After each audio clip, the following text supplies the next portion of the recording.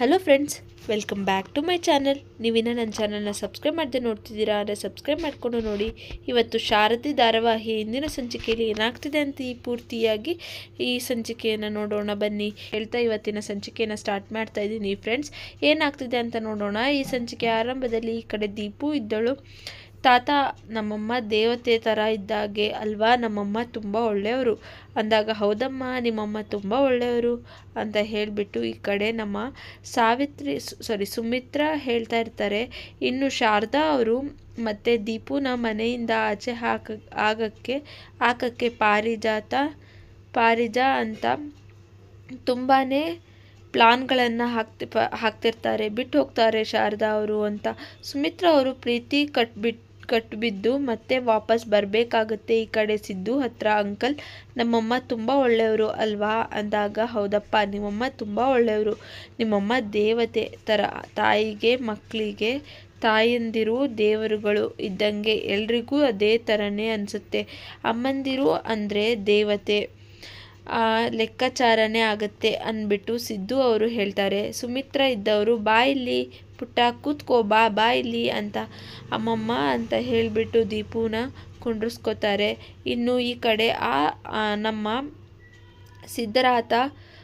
ಸಿದ್ರಾದ ಅವರು, ಶಾರದಾ ಎಷ್ಟು ಮುಜುಗರ ಪಡ್ತಾಳಲ್ವಾ, ಅವಳು ಕೊಟ್ಟಿದ್ದ ಬಳೆ ಸರ ಯಾವುದು ವಾಪಸ್ ಇಟ್ಕೊಳ್ಳೋದೇ ಇಲ್ಲ, ಎಲ್ಲ ಬೀರುಲಿಕ್ಕಿ ಹೋಗ್ಬಿಟ್ಲು ಅಂದಾಗ, ಹೌದು ಅವಳು ತುಂಬ ನಾಚಿಕೆ ಸ್ವಭಾವ, ಏನು ಕೂಡ ತಗೊಳ್ಳೋದಿಲ್ಲ, ಮಗು ಕೈಲಿ ಏನು ಕೂಡ ತಗೊಳ್ಳೋಕೆ ಬಿಡಲ್ಲ, ಸೂಕ್ಷ್ಮವಾದ ಹುಡುಗಿ ಅವಳು ಅಂದಾಗ, ನಮ್ಮ ಸುಮಿತ್ರಾ ಅವರು, ಮಾವ ಇದ್ದವರು, ಹೌದು ಅವಳು ತುಂಬ ಒಳ್ಳೆಯವಳು, ಈ ಮಗು ನಮ್ಮ ಮನೆ ಮೊಮ್ಮಗು ಇದ್ದಂಗೆ, ಅವರಿಬ್ಬರು ತುಂಬ ಒಳ್ಳೆಯವರು, ಒಂದು ಸಂಸ್ಕೃತಿನ ಕಲ್ತಿದ್ದಾರೆ ಅಂತ ಹೇಳಿಬಿಟ್ಟು ಹೇಳ್ತಾ ಇರ್ತಾರೆ. ಇನ್ನು ಈ ಕಡೆ ಇದ್ದವರು, ಹೌದು ಅವರು ತುಂಬ ಒಳ್ಳೆಯವರು ಅಂತ ಹೇಳಿಬಿಟ್ಟು ಹೇಳ್ತಿರೋದನ್ನು ಈ ಕಡೆ ಪಾರಿಜಾತ ಅವರು ನೋಡ್ತಾ ಇದೀಯಾ ತಾನೇ, ನೋಡು ಜೋ ಯಾವ ರೀತಿ ಎಲ್ಲ ಹೇಳ್ತಾ ಇದ್ದಾರೆ, ಅವಳು ಎಲ್ಲರನ್ನ ಯಾವ ರೀತಿ ಗೆಲ್ತಾ ಇದ್ದಾಳೆ ಅಂತ ಹೇಳಿ ನೋಡ್ತಾ ಇದೆಯಲ್ಲ ಅಂತ ಹೇಳಿಬಿಟ್ಟು ಕಣ್ಣಲ್ಲೇ ಸನ್ನೆ ಮಾಡ್ತಾ ಇರ್ತಾಳೆ. ಹೌದು ಗ್ರಾನಿ ಹೇಳಿದ್ದು ನಿಜನೇ ಅಂತ ಹೇಳಿಬಿಟ್ಟು ಹೇಳ್ತಾರೆ. ಇನ್ನು ಈ ಕಡೆ ದೀಪುನ ಕರ್ಕೊಂಡು, ಒಂದು ನಿಮಿಷ ಇರು ಪುಟ ಅಂತ ಹೇಳಿಬಿಟ್ಟು ಒಳಗಡೆಯಿಂದ ಕೊಳಚೆನ ತಂದು ದೀಪುಗೆ ಹಾಕ್ತಾರೆ. ಸುಮಿತ್ರಾ ಅವರು ಇನ್ನು ಮುಂದೆ ಕೊಳಚೆನ ಹಾಕೋಬೇಕು ಅಂದರೆ ಬೇಜಾರು ಮಾಡ್ಕೋಬಾರ್ದು ಅಂತ ಸುಮಿತ್ರಾ ಅವರು ಇನ್ನು ಈ ಕಡೆ ಇದನ್ನೆಲ್ಲ ನೋಡ್ತಿದ್ದಂಗೆ ಜ್ಯೋತಿಕಾಗೆ ಒಂದು ಕಡೆ, ಹೌದು ನಮ್ಮ ಅಜ್ಜಿ ಹೇಳ್ತಾ ಇರೋದು ನಿಜನೇ, ಇವಳದು ಜಾಸ್ತಿ ಆಗ್ಬಿಟ್ಟಿದೆ, ಇಲ್ಲಿಗೆ ಬಗರಂಗೆ ಕಾಣಿಸ್ತಾಳೆ, ಇಲ್ಲ ನಾನಿಲ್ಲಿ ಸಾಯ್ತಾ ಇದ್ದೀನಿ, ಕೂತ್ಕೊಂಡು ಒಬ್ಬಳೇ ಇದ್ದೀನಿ, ನನ್ನ ಬಗ್ಗೆ ಸ್ವಲ್ಪನೂ ಕೇರೇ ಮಾಡ್ತಾ ಇಲ್ಲ, ಆದರೆ ಅವಳು ಯಾವಳೋ ಬಂದಿರೋಳು ಬಗ್ಗೆ ಇಷ್ಟೊಂದೆಲ್ಲ ಕೇರ್ ತೋರಿಸ್ತಾ ಇದ್ದಾರಲ್ಲ ಅಲ್ಲ ಅಂತ ಹೇಳಿ, ನಮ್ಮಮ್ಮನಿಗೆ ಬುದ್ಧಿನೇ ಇಲ್ವಾ, ಅದರಲ್ಲಿ ತಾತ ಬೇರೆ ಸೇರ್ಕೊಂಡಿದ್ದಾರೆ, ಇವನ್ನೆಲ್ಲ ನೋಡ್ತಾ ಇದ್ರೆ ಛೀ ಅಂತ ಹೇಳಿಬಿಟ್ಟು ಜ್ಯೋತಿಕಾ ಒಳಗೇನೆ ಬೈಕೊಂತ ಇರ್ತಾಳೆ. ಇನ್ನು ಈ ಕಡೆ ಮೇಲೆ ಸಾವಿತ್ರಿ ಮತ್ತು ಸಿದ್ದು ಅವ್ರ ತಾಯಿ ಕೂತ್ಕೊಂಡು ಹೂವನ್ನ ಕಟ್ತಾ ಇರ್ತಾರೆ. ಹೂವನ್ನ ಕಟ್ಟೋದ್ರಲ್ಲಿ ಎಷ್ಟು ಒಂಥರ ಖುಷಿ ಇದೆ ಅಲ್ವಾ, ಮಾರ್ಕೆಟಿಂದ ಹೂವು ತಂದು ಕಟ್ಕೋತೀವಲ್ಲ ಅದರಲ್ಲಿ ಸಂತೋಷ ಸಿಗಲ್ಲ, ಅದಕ್ಕೆ ಈ ಥರ ಹೂವು ಕಟ್ಟಿದ್ರೆ ಚೆನ್ನಾಗಿರುತ್ತೆ ಅಂದಾಗ, ನನಗೂ ಥ್ಯಾಂಕ್ಸ್ ಹೇಳಮ್ಮ, ಹೂವನ್ನ ಮುಡ್ಸೋದು ನಾನೇ ತಾನೇ ಅಂದಾಗ, ಏನ್ರಿ ನೀವು ಎಲ್ಲರ ಮುಂದೆ ಈ ರೀತಿ ಮಾತಾಡ್ತಿದ್ದೀರಾ ಅಂತ ಹೇಳಿಬಿಟ್ಟು ಸುಮಿತ್ರಾ ಅವರು ನಾಚಿಕೆ ಪಡ್ಕೊತಾ ಇರ್ತಾರೆ. ಅಷ್ಟರಲ್ಲಿ ಶಾರದಾ ಅವರು ಅಲ್ಲಿಗೆ ಬರ್ತಾರೆ. ಶಾರದಾ ನೋಡಿಬಿಟ್ಟು ಬಾಯಲ್ಲಿ ಶಾರದಾ ಅಂತ ಹೇಳಿಬಿಟ್ಟು ಶಾರದಾ ಅವರನ್ನು ಕರೆಸಿ ಅವ್ರ ತಲೆಗೆ ಕಟ್ಟಿದಂಥ ಹೂವನ್ನ ಮುಡಿಸ್ತಾರೆ ಸುಮಿತ್ರಾ ಅವರು.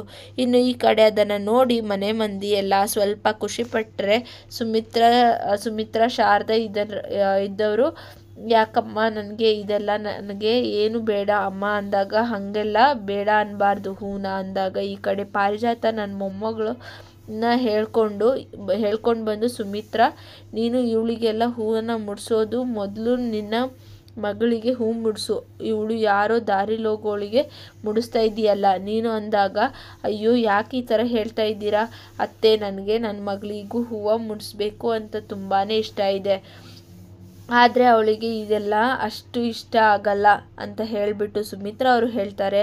ಇನ್ನು ಈ ಕಡೆ ಶಾರದಾ ಇದ್ದವರು, ಅಯ್ಯೋ ಜ್ಯೋತಿಕಾ, ಯಾಕೆ ಆ ಥರ ಅನ್ಕೋತೀಯ? ನಿನಗೆ ಹೂ ಮುಡಿಸ್ಕೊಂಡ್ರೆ ನೀನು ತುಂಬ ಚೆನ್ನಾಗಿ ಕಾಣಿಸ್ತೀಯ, ತುಂಬ ಲಕ್ಷಣ ದೇವತೆ ಥರ ಕಾಣಿಸ್ತೀಯ ಅಂತ ಹೇಳಿಬಿಟ್ಟು ಕೈ ಹಿಡ್ಕೊತಾಳೆ. ಇನ್ನು ಕೈ ಹಿಡ್ಕೊಂಡ್ರೆ ಈ ಸಿಡುಕ್ ಮುದ್ದಿ ಜ್ಯೋತಿಕಾ ಬಿಡು ನನ್ನ ಕೈನ ಅಂತ ಹೇಳಿಬಿಟ್ಟು ಕಿತ್ಕೊತಾಳೆ ಇರ್ತಾಳೆ.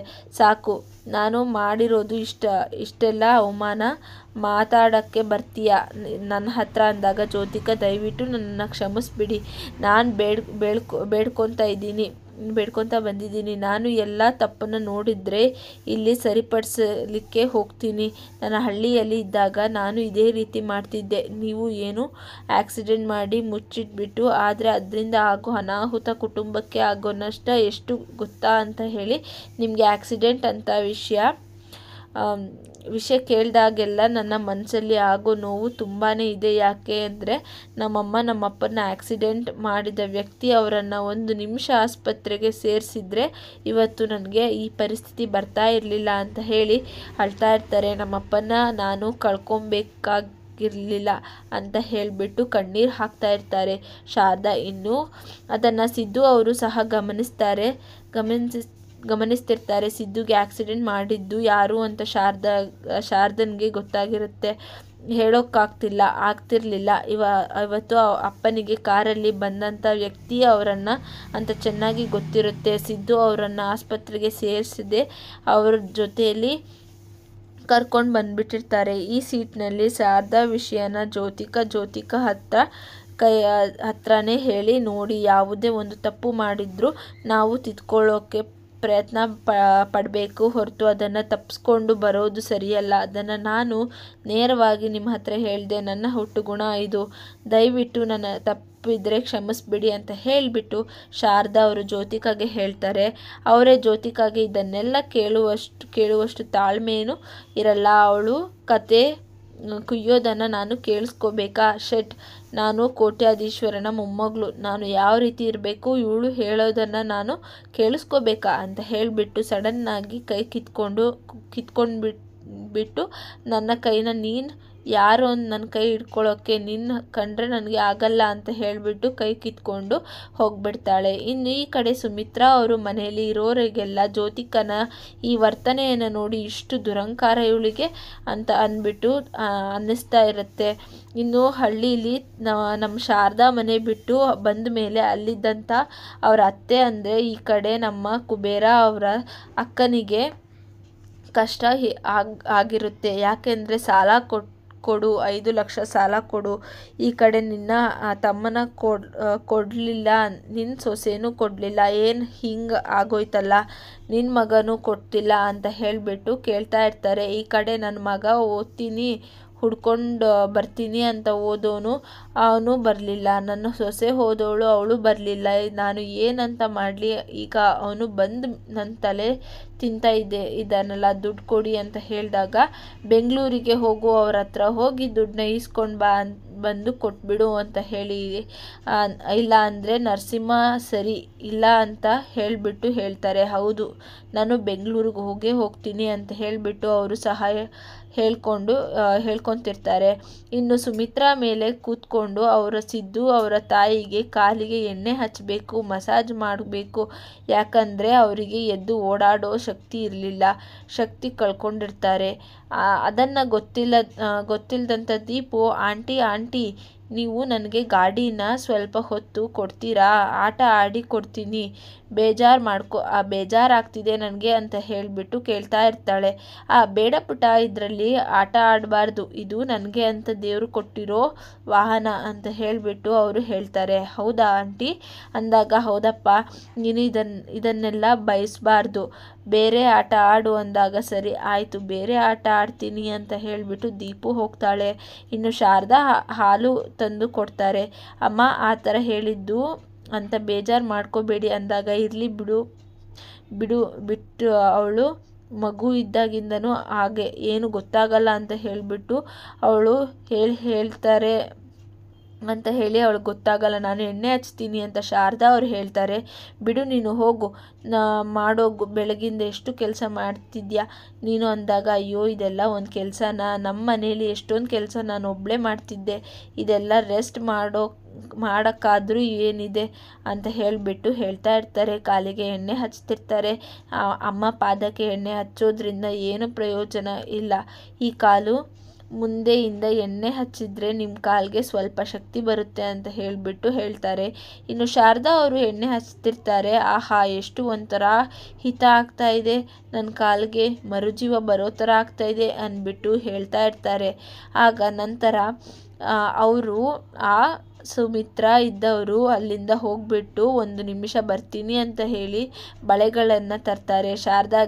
ಶಾರದಾ ನೋಡು, ಈ ಬಳೆಗಳನ್ನು ನೀನು ಹಾಕ್ಕೊಳ್ಳೇಬೇಕು ಅಂತ ಮೊನ್ನೆ ಬಿಚ್ಚಿಕ್ದ ಹೋಗಿದ್ದಲ್ಲ, ಆ ಥರ ಹೋಗಬಾರ್ದು ಅಂತ ಅಂದಾಗ, ಇಲ್ಲ ಅಮ್ಮ ಬಳೆಗಳನ್ನು ಬೇಡ, ನನಗೆ ಇದೆಲ್ಲ ಇಷ್ಟ ಆಗಲ್ಲ ಅಂತ ಹೇಳಿ ಶಾರದಾ ಅವ್ರು ಹೇಳ್ತಾರೆ. ನೋಡು, ಇದನ್ನು ಚಿನ್ನ ಅಂತ ನಾನು ಕೊಡ್ತಾ ಇಲ್ಲ, ಇದರಲ್ಲಿ ನನ್ನ ಪ್ರೀತಿ, ಮಮತೆ, ಮಮಕಾರ ಎಲ್ಲನೂ ಸಹ ಇದೆ, ಅದಕ್ಕೋಸ್ಕರನಾದರೂ ನೀನು ಹಾಕ್ಕೊಳ್ಳೇಬೇಕು ಅಂತ ಹೇಳಿ ಶಾರದಾ ಅವರು ಹೇಳ್ತಾರೆ.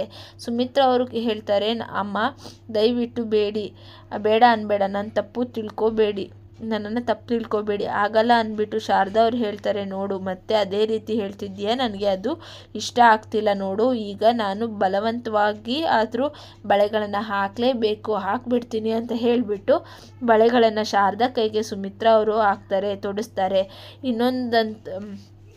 ಈ ಒಂದು ಬುದ್ಧಿ ಹೇಳಿದ್ರೆ ಜ್ಯೋತಿಕಾ ಕೇಳಲಿಲ್ಲ.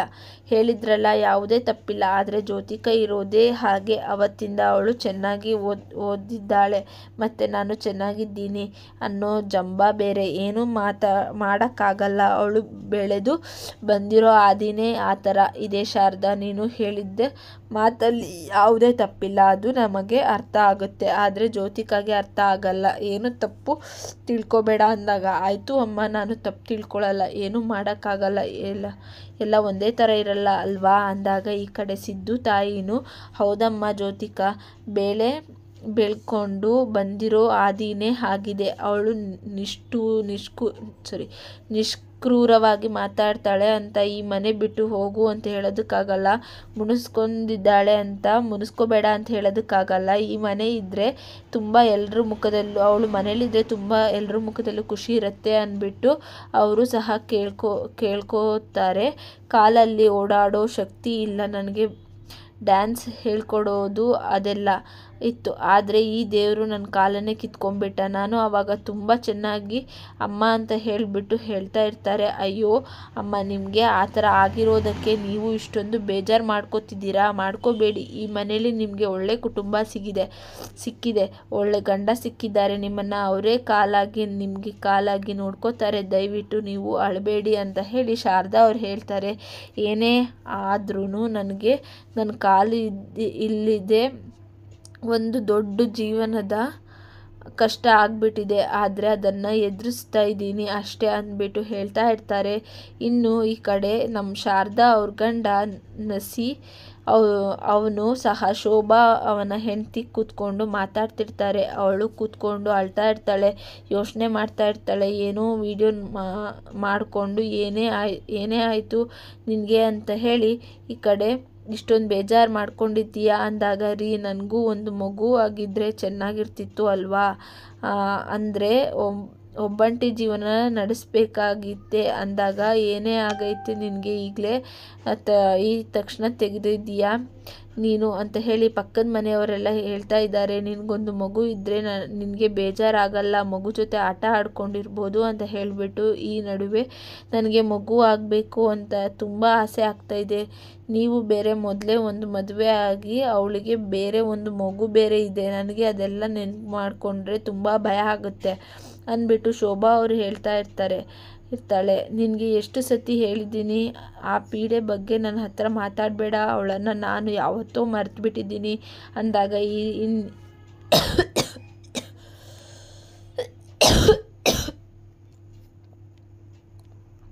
ನಾನು ಮರೆತುಬಿಟ್ಟಿದ್ದೀನಿ ಅಷ್ಟೇ, ಅವರು ನಿಮ್ಮ ಹೆಂಡ್ತಿನೇ, ಅವಳು ನಿಮ್ಮ ಮಗುನೇ ತಾನೇ ಅಂದಾಗ, ಹೇಳಬೇಕು. ನಿನಗೆ ಸುಮ್ಮನೆ ಇದ್ದರೆ ಸಾಕಾಗಲ್ಲ ಅಂತ ಹೇಳಿಬಿಟ್ರು ಕೂಗಾಡ್ತಿರ್ತಾನೆ. ಇರಿ ಒಂದು ಮಗು ಆಗಬೇಕು ಅಂತ ಹೇಳಿಬಿಟ್ಟು ಶೋಭಾ ಕೇಳಿದಾಗ ಆಗೋ ಟೈಮ್ಗೆ ಎಲ್ಲನೂ ಆಗುತ್ತೆ. ನೀನು ಅದಕ್ಕೋಸ್ಕರ ಅವಳ ಬಗ್ಗೆ ಮಾತಾಡೋ ಅವಶ್ಯಕತೆ ಇಲ್ಲ.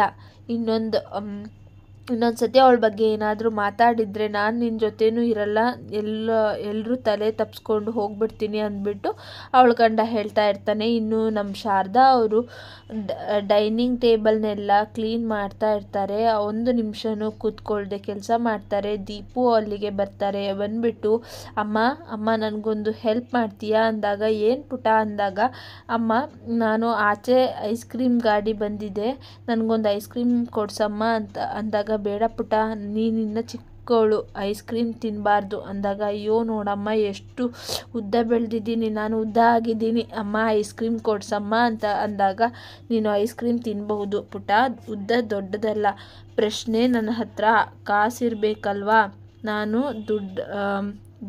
ದುಡ್ಡಾದ ಮೇಲೆ ನಿನಗೆ ಐಸ್ ಕ್ರೀಮ್ ಕೊಡಿಸ್ತೀನಿ ಆಯಿತಾ ಅಂತ ಹೇಳಿ, ನನ್ನ ಮಾತನ್ನು ಕೇಳು ಅಲ್ವಾ ಅಂತ ಹೇಳಿಬಿಟ್ಟು ಶಾರದಾ ಅವ್ರು ಹೇಳ್ತಾರೆ, ಸರಿಯಮ್ಮ ಆಯಿತು, ನಿನ್ನ ಮಾತನ್ನು ನಾನು ಕೇಳ್ತೀನಿ, ನೀನು ಈಗ ಕೊಡಿಸ್ತೀಯಾ, ಆವಾಗಲೇ ಐಸ್ ಕ್ರೀಮ್ ತಿಂತೀನಿ ಅಂತ ಹೇಳಿಬಿಟ್ಟು ಆ ಪುಟ್ಟ ಹೇಳ್ತಾಳೆ. ಅದನ್ನೆಲ್ಲ ನಮ್ಮ ಸುಮಿತ್ರಾ ಅವರು ಕೇಳಿಸ್ಕೊತಾ ಇರ್ತಾರೆ. ಇನ್ನು ದೀಪು ಆಚೆ ಆಟ ಆಡೋಕ್ಕೆ ಬರ್ತಾಳೆ. ಇಲ್ಲಿ ಸಿದ್ದು ತಾಯಿ ಆ ಗಾಡೀಲಿ ಬರ್ತಾ ಇರ್ತಾರೆ. ಆಂಟಿ ನೀವು ನನಗೆ ಯೋಗ ಹೇಳ್ಕೊಡ್ತೀರಾ ಅಂತ ಹೇಳಿದಾಗ, ನಾನು ಯೋಗ ಹೇಳ್ಕೊಡೋದಾ, ಹೆಂಗಪ್ಪ ಅಂದಾಗ, ನನಗೆ ಗೊತ್ತಿಲ್ಲ, ಯೋಗ ಹೇಳ್ಕೊಡಿ ಅಂದಾಗ, ಪಾಪ ಅವರು ಪ್ರಯತ್ನಪಟ್ಟು ಯೋಗನ ಹೇಳ್ಕೊಡೋಕ್ಕೆ ಟ್ರೈ ಮಾಡ್ತಾರೆ. ಆದರೆ ಅವ್ರ ಕಾಲಲ್ಲಿ ಆಗ್ತಾ ಇರಲ್ಲ. ಶಾರದಾ ಬಂದು ಹಿಂಗೆಲ್ಲ ಕೇಳಬಾರ್ದು ಪುಟ, ಅವ್ರ ಕೈಯಲ್ಲಿ ಮಾಡೋಕ್ಕಾಗಲ್ಲ ಯೋಗ ಅಂದಾಗ, ಇರಲಿ ಬಿಡು, ಮಗುಗೆ ಏನು ಗೊತ್ತಾಗಲ್ಲ ಅಂತ ಹೇಳಿಬಿಟ್ಟು ಹೇಳ್ತಾ ಇರ್ತಾರೆ. ನನಗೆ ಆ ಮಗುಗೆ ಪ್ರಯತ್ನಪಟ್ಟು ಯೋಗನ ಹೇಳ್ಕೊಡ್ತಾರೆ. ದೀಪು ಯೋಗ ಮಾಡೋಕ್ಕೆ ಟ್ರೈ ಮಾಡ್ತಿರ್ತಾಳೆ. ಇನ್ನು ಅಲ್ಲಿಗೆ ನಮ್ಮ ಪಾರಿಜಾತ ಅವರು ಬರ್ತಾರೆ. PA ಬಂದು, ನಾನು ಯೋಗಕ್ಕೆ ಹೇಳ್ಕೊಡ್ತೀನಿ ಬಾ ಅಂತ ಹೇಳಿಬಿಟ್ಟು, ಹೇಳೋದು ನೀವು ಮಾಡಬೇಕು, ಹೆಂಗೆ ಯೋಗ ಹೇಳ್ಕೊಡ್ತೀನಿ ಅಂದಾಗ, ನೋಡು ನಾನು ಯಾವ ರೀತಿ ಯೋಗ ಮಾಡ್ತೀನಿ ಅಂತ ಹೇಳಿಬಿಟ್ಟು ಕಾಲಿನ ಮೇಲೆತ್ತಿ ಬಾಯಿಗೆ ಹೊಟ್ಟೆ ಬರೋ ಥರ ಮಾಡಿಕೊಂಡು ಆಚೆ ಬರ್ತಾ ಇರ್ತಾಳೆ. ಅವನ್ನ ನೋಡಿ ಅವನು ಅವಳ ಮೇಲೆ ಬಿದ್ದೋಗಿ, ಅವಳು ಲಿಪ್ಸ್ಟಿಕ್ ಎಲ್ಲ ಕಾಲು ಹಾಳಾಗಿ ಹೋಗಿ ಎಲ್ಲ ಫುಲ್ ಈ ಎಲ್ಲ ಕಡೆನೂ ಬಿದ್ದು ನಗ್ತಾ ಇರ್ತಾರೆ. ನಿನಗೇನೋ ಬಂದಿರೋದು ಹೊತ್ತು ನನಗೆ ಲಿಪ್ಸ್ಟಿಕ್ ಎಲ್ಲ ಹಾಳಾಗಿ ಹೋಯ್ತಲ್ಲ ಅಂದಾಗ, ಅಯ್ಯೋ ನೀವು ನನಗೆ ಬೈಯದಿರಲಿ ನೋಡ್ಕೊಳ್ಳಿ ಏನಾಗಿದೆ ಅಂತ ಹೇಳಿಬಿಟ್ಟು ಕನ್ನಡಿನ ನೋಡಿಕೊಂಡು, ಅಯ್ಯಯ್ಯೋ ನನ್ನ ಮೇಕಪ್ ಎಲ್ಲ ಹಾಳಾಗೋಯ್ತು ಅಂತ ಒಳಗಡೆ ಹೋಗ್ತಾರೆ. ಶಾರದಾ ಮತ್ತು ದೀಪು ಎಲ್ಲ ನಗ್ತಾ ಇರ್ತಾರೆ. ಸೊ ಇಲ್ಲಿಗೆ ಇವತ್ತಿನ ಸಂಚಿಕೆ ಮುಕ್ತಾಯವಾಗುತ್ತೆ ಫ್ರೆಂಡ್ಸ್. ಈ ವಿಡಿಯೋ ಹೇಗಿದೆ ಅಂತ ಕಮೆಂಟ್ ಮಾಡಿ, ಲೈಕ್ ಮಾಡಿ, ಶೇರ್ ಮಾಡಿ, ಸಬ್ಸ್ಕ್ರೈಬ್ ಮಾಡ್ಕೊಳ್ಳಿ friends. Thank you for watching.